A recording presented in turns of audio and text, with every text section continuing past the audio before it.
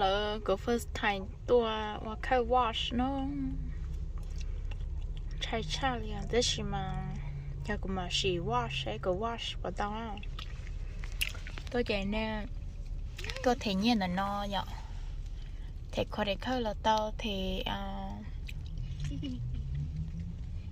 là tại có thể khơi xin nó nhở nếu mình thấy ăn sai là tao nên thấy nó tao nhở thì nó ta vậy nên mà đến găm một nọ hả lớp bé bài nó lớp bé bài chứ cô lúa dẫn cả cô lúa dẫn cả mà găm một xe rồi chó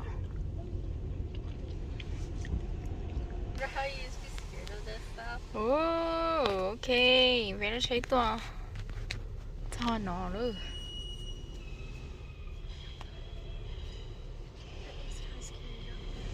ta toàn gió chế chế mà chế mưa là tè thì ở nó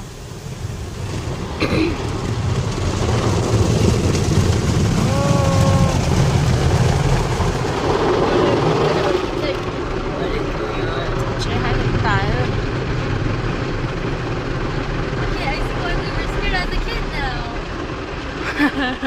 mi mong con trai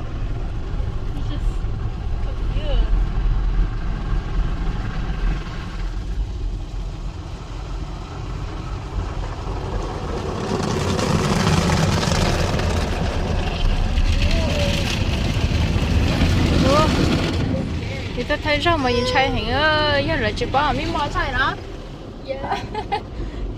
bữa đi trong cái này chọn trai à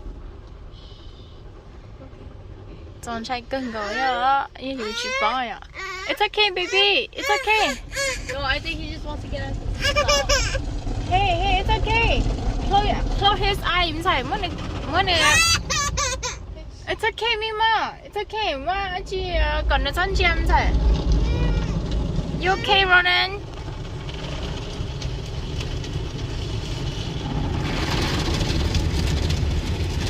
This is why it's scary.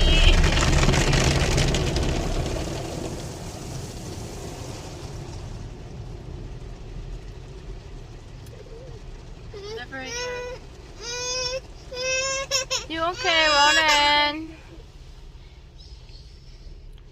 tao ơi đi đỡ xưa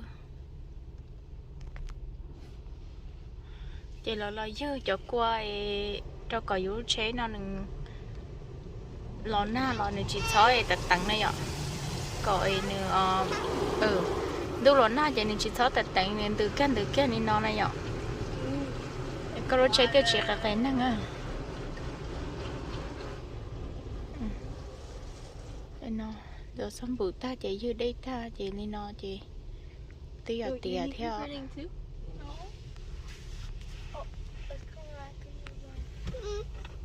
okay, Rona, almost done. Me too. Almost done.